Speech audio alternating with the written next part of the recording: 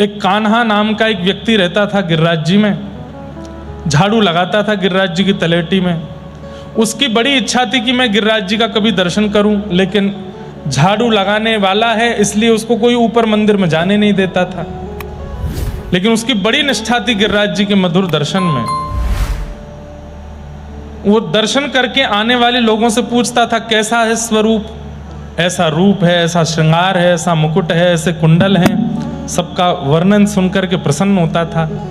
लेकिन उसकी इच्छा होती थी कि नाथ, इससे अच्छा तो मेरे प्राण हरण करके मुझे दोबारा से जन्म ऊंचे कुल में दे दो ताकि मैं ऊपर चढ़ सकूं। मैं नीचे कुल में जन्मा हूं, ऊपर मुझे आने नहीं देता कोई भी। उसकी इस भावना से ठाकुर जी बड़े रीझ गए। ठाकुर जी ने कैसे योजना बनाई? गोविंद दास सामने खड़े थे, कीर्तन गा रहे थे। तो ठाकुर जी ने गोविंद दास से कही, ए गोविंद। बोले हाँ, मुझको भूख लग रही है। तो राजभोग तो पायो अभी अभी आपने? बोले मैंने ना पायो। तो बोले तू एक काम कर। बोले क्या? गोविंद की खिरक, तेरी जो खिरक है जहां पे हम खेलें, तुम वहां जाए करके गोबर के कंडान में बढ़िया बाटी सिद्ध कर। मैं राजभोग दर्शन के बाद वहीं आऊंगा, आज वहीं दार बाटी खाएंगे। गोविंद दास बोलो बाटी खाओगे? बोले हाँ ठीक है, मैं जा रहा हूं, फिर मैं वहां पर तैयारी करूं या राजभोग दर्शन जैसी बंद हो, खिड़की से आए जाइयो। बोला हाँ आ जाऊंगा। क्यों भेज दिया ठाकुर जी ने? क्योंकि गोविंद संग में रहेगा तो उस सखा से, उससे मिलने। क्योंकि गोविंद दास जी राजभोग के बाद भी मंदिर के बाहर ही खड़े रहते थे, सब चले जाते, पुजारी आदि सब मंदिर से। जब सब पूरा मंदिर खाली हो जाता तब ठाकुर जी को लेकर के गोविंद सखा वन में जाते थे। आज ठाकुर जी ने पहले ही भेज दिया। सब जब मंदिर से चले गए तब ठाकुर जी स्वयं बाहर आए। नीचे वो कान्हा जो झाड़ू लगाता था वो बैठा था गिरिराज पर्वत के नीचे। ठाकुर जी को उसको दर्शन देना था। आप गिरिराज पर्वत के ऊपर घूमते घूमते घूमते, और जैसे कांटा लगने पर कोई व्यक्ति जोर से चिल्लाता है, ऐसे ठाकुर जी चिल्लाए, अरे मैया जे मेरे पाम को का है गयो, अरे बहुत बड़ो कांटो घुस गयो है, अरे कोई आओ या कांटे को निकारो। गोविंद के कानों में जैसे ये स्वर पड़े, कुछ अद्भुत था इन स्वरों में। वो कान्हा के नेत्र खुले। उसने कहा ये कौन चिल्ला रहा, किसको कांटा लग गया? और जैसे ही उसने नजर उठा करके देखा, आहा, चांद चांद सा सलोना मुख, चांद सा सलोना मुख, लटें घूंघरारी हैं, चांद सा सलोना मुख, लटें घूंघरारी हैं, भौएं हैं कटीली आंखें, तिरछी कटारे हैं, भौएं हैं कटीली आंखें, तिरछी कटारे। वन माल गले सोहे, वन माल गले सोहे, मुरली अधर पे, वन माल गले सोहे, मुरली अधर और पीत पट झोंका खावे, पतली कमर पे, पीत पट झोंका खावे, पतली कमर पे।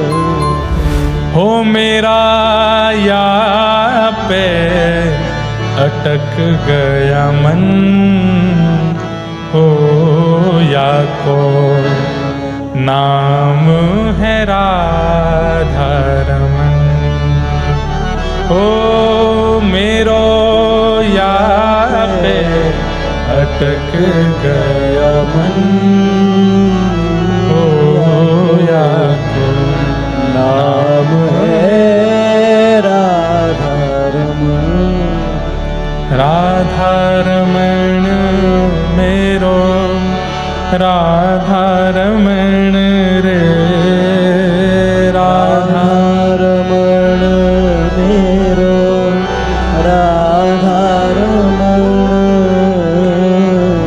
राधा रमण मेरो राधा रमण रे, राधा रमण मेरो राधा रमण। कान्हा ने जैसे ही देखा है, आहा, ये झांकी देख करके उसके नेत्र पलक झपकना भूल गए। बंधुओं, ठाकुर जी मिलेंगे तो कुछ गतिविधियां आपको अनुभव होंगी। उसमें सबसे पहली गति यही है, नेत्र झपकना भूल जाएंगे, श्वास निकलना भूल जाएगी। एक प्रकार से प्राण जा सकते हैं अगर ठाकुर जी सन्मुख आ गए तो।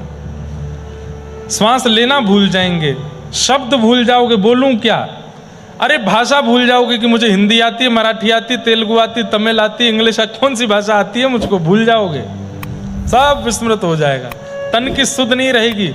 जाहे लगन लगी घन श्याम के, धरत है कहीं पग पड़त है कितहूं, पैर रखोगे कहीं जाएगा कहीं, रही ना काहू काम की, किसी काम के नहीं रह पाओगे। जाहे लगन लगी घन श्याम के। कान्हा ऐसे देखता रह गया एकटक। ठाकुर जी ऊपर ते बोले, अरे ऐसे देख तो रेगो, ऊपर आ, मेरे पाम में कांटो लग गयो है। तो होश आया कान, अरे मैं ऊपर कैसे आऊं, मैं तो कान आऊं, मैं झाड़ू लगाऊं, मेरा अधिकार नहीं है गिरिराज जी पे ऊपर चढ़वे को। अरे बाद में देखी जाएगी अधिकार की बात, तू जल्दी ऊपर आ, मेरे कांटो लग गए हो पाम में। नीचे तो कान्हा बोला, तुम कौन हो? बोले परिचय बाद में दे दूंगा, पहले ऊपर आ ना, पहले बताओ तुम कौन हो? अरे मैं नंद जी को छोरा, यशोदा जी को लाला हूं मैं,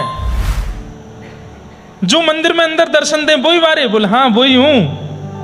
अब तो कान्हा के रोम रोम, और इधर उधर देखे, कोई देख तो नहीं लेगा, वो कोई ना देख रहा तो ऊपर आ, जल्दी कांटो निकाल, देख मुंह को बड़ी पीड़ा है रही। कान्हा ऊपर चढ़ गया। आहा, कभी सोचा नहीं था उसने कि ठाकुर जी इतना अनुग्रह करेंगे। आहा, कान्हा जाकर के सामने बैठ गया, हाथ पांव सब कांप रहे हैं, कुछ कर नहीं पा रहा है। ठाकुर जी ने कही, ले जल्दी मेरे चरण रख अपनी गोद, सीधे चरण पधरा दिए उसकी गोद में। आकाश में इंद्रादि देवता प्रकट हो गए, बोले जय जय, हम पे तो इतनी कृपा कभी नहीं करी, लक्ष्मी को भी चरण आप छूने नहीं देते, ये कान्हा की गोद में सीधे चरण पधरा दिए। प्रेम की अवस्था देखते हैं बंधुओं, प्रेम कितना कमाया आपने, प्रेम कितना है आपके पास, उसके आधार पर ठाकुर जी अपनी कृपा का चयन करते हैं। चरण दे दिए उसकी गोद में, बोले जल्दी कांटो निकाल। अब वो पकड़ तो चरण रहा है, देख मुखमंडल रहा है, ठाकुर जी बोले नीचे देख, नीचे देख, जल्दी देख, मामा कांटो लगो है। देखी तो कांटा मिला, अब उंगली से निकाले सो ठाकुर जी चिल्ला में, बोले उंगली तो ना निकलेगो। बोले तो कैसे निकलेगो? बोले अपनो मुंह ले जा और अपने दांत ते निकाल। अब कैसी छवि है, ठाकुर जी एक गिरिराज जी की शिला पर बैठे हैं और नीचे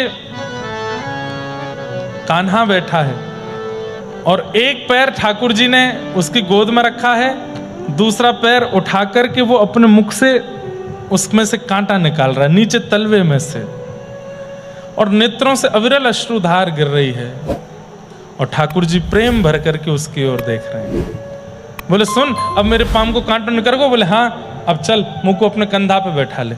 यहाँ ठाकुर जी दोनों चरण लटका के बैठ गए, उसका सिर पकड़ लिया। बोले चल, बोले कहा, बोले बाटी खवा के लाऊं तो को। आज गोविंद दास ने बाटी बनाई है, लेकर के ठाकुर जी जा रहे हैं। कान्हा बोलो गोविंद दास के सामने मत ले जाइयो। क्यों? बोले सबसे ज्यादा तो वही हल्ला करें, जब जब मैं गिरिराज जी पे चढ़वे को प्रयास करूं तो गोविंद ऊपर मत चढ़ियो, झाड़ू लगावे, तू ना जा सके ऊपर, आचार विचार को ध्यान रखे कर। ठाकुर जी अच्छा, या गोविंदा को तुम्हें बताऊंगा, सुन तू एक काम कर, यहीं पेड़ के पास रुक, मैं जाऊं। ठाकुर जी गए, गोविंद दास ने बढ़िया बाटी बना रखी थी, ठाकुर जी प्रेम से बाटी पाने लगे। लेकिन स्थिति क्या, अब बाटी बन के जैसी परोसते हैं, परोस करके गोविंद दास दूसरी बाटियां सिद्ध कर, इतने में ठाकुर जी, अरे बाटी पूरी है कि जल्दी दे। गोविंद दास बोले बाटी खावे में समय लगे, गरम गरम बाटी फोड़ो, घी डालो, फिर में अंदर दाल डालो, फिर मिला के पाओ, समय लगे, इतनी जल्दी कैसे पा रहे हो आप? ठाकुर जी बोले भूख लग रही है हमारे, में गप गप पा रहा हूं, जल्दी दे। खूब सारी बाटी। गोविंद दास जी बोले पेट है, कुआ है, समुद्र है, कहां जा रही है इतनी बाटी? ठाकुर जी बोले ऐसे कहो तो मैं कल तक खावे नहीं आऊंगा तेरे पास। अरे ना जय जय, खाओ। लेकिन जैसे ठाकुर जी थाड़े भये, सो पीताम्बरी ऐसी फैल गई ठाकुर जी की। क्यों? सब जेब में भर ली बाटी खूब सारी। अब जेब में भरी तो वो ऐसी फूल गई दोनों तरफ थे। गोविंद दास बोले जय जय, भोजन करके पेट न करना चाहिए, आपकी तो कमर न करी आई है। ये कैसा भोजन किया आपने, है कमर न करी आई दोनों तरफ थे।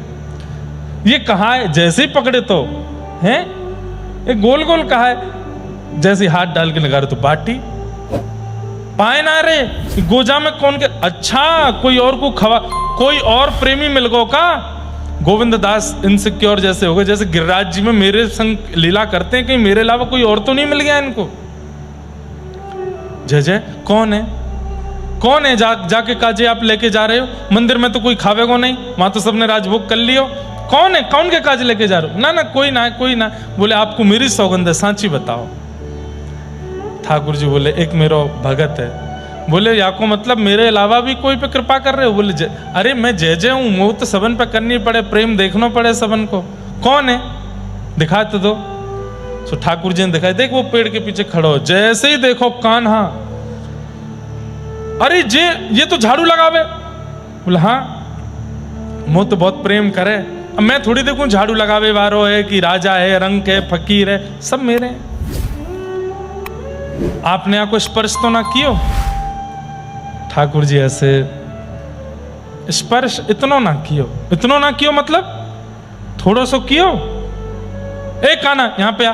ठाकुर जी की तुम मत बोलियो, यही तो पूछूंगा मैं। चौरे लाल जी ने तेरो स्पर्श कियो?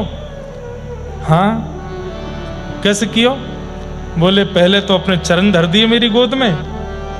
गोविंद दास देखा आपने चरण पधरा दिया कि गोद में?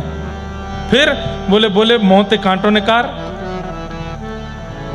आपने यहाँ तो मोहते कांटों ने करवा। और फिर का फिर बोले मुंह कंधा पे बैठा के ले चल गोविंद के पास। आप यहाँ की कंधा और न्यो कह रहे हो थोड़ा सा इस पर सब्र तो करा दियो आपने, चरण दे दिए, बाकी मुंह से कांटों ने करवा रही हो, बाकी ऊपर चढ़ के बैठ के आए गए यहाँ पे और यूं कह रहे हो मैं।